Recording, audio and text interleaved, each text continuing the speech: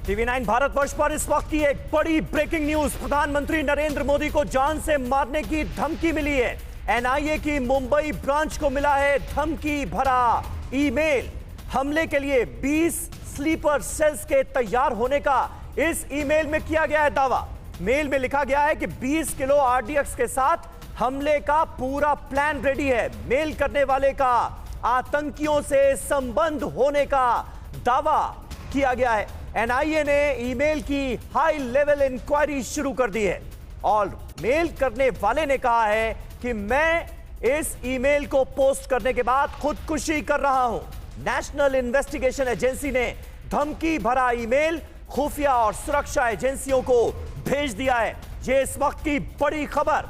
NIA ने email की पूरी डिटेल दूसरी एजेंसियों के साथ साझा की है।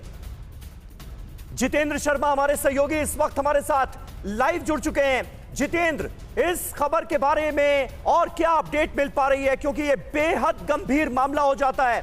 इस ईमेल को भेजने वाले ने खुदकुशी कर ली है, उसके भी कई आतंकियों से संबंध थे। ये तमाम जानकारियां सामने आई हैं। इस वक्त खुफिया और सुरक्षा एजेंसियां कितनी अलर्ट हैं?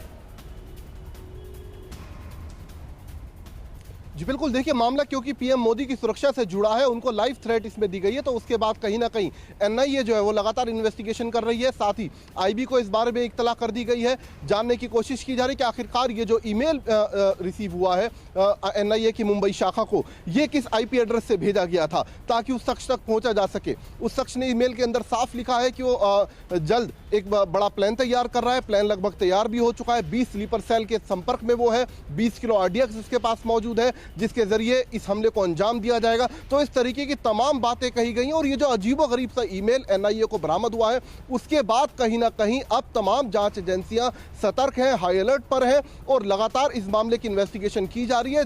उस शख्स तक पहुंचने की कोशिश की जा रही है जिसने ये ईमेल भेजा है। तो लिहाजा साइबर सेल की भी इसमें मदद इस वक्त एनआईए की तरफ से ली जा रही है। जी समीर, बिल्कुल जानकारी ये मिल रही है जितेंद्र की ये जो लेटर है, इस लेटर को भेजने वाले शख्स ने कर ली है खुदकुशी। ये देखिए वो लेटर हम आपको दिखा रहे हैं, यही वो लेटर है जिसने मचा दिया है हड़कंप। बाकायदा नेशनल इन्वेस्टिगेशन एजेंसी के एनआईए के मुंबई दफ्तर को ये ईमेल भेजा गया है और इसमें साफ तौर पर यह लिखा गया है कि I have more than 20 kg RDX and I have planned 20 big attacks and all 20 kg RDX has been planted in major cities. अलग अलग शहरों में आरडीएक्स प्लान करने की बात इसमें की जा रही है और प्रधानमंत्री मोदी का नाम लिखा गया है बाकायदा इस लेटर में और लिखा गया है कि मैं प्रधानमंत्री नरेंद्र मोदी को मारना चाहता हूं, इसके लिए पूरी प्लानिंग कर चुका हूं। यह इस लेटर में कहा गया है।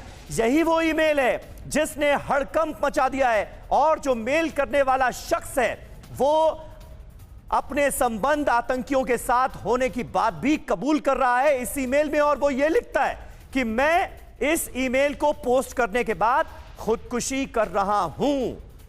ये देखिए, ये दो तस्वीरें अब आपके सामने आ गई।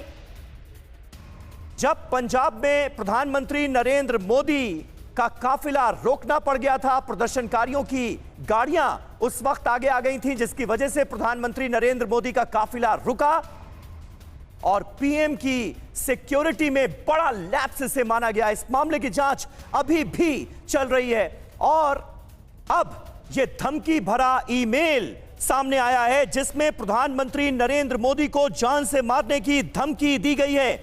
ईमेल करने वाले ने कहा कि वो आत्महत्या कर रहा है जिससे इस षड्यंत्र का पर्दाफाश ना हो सके।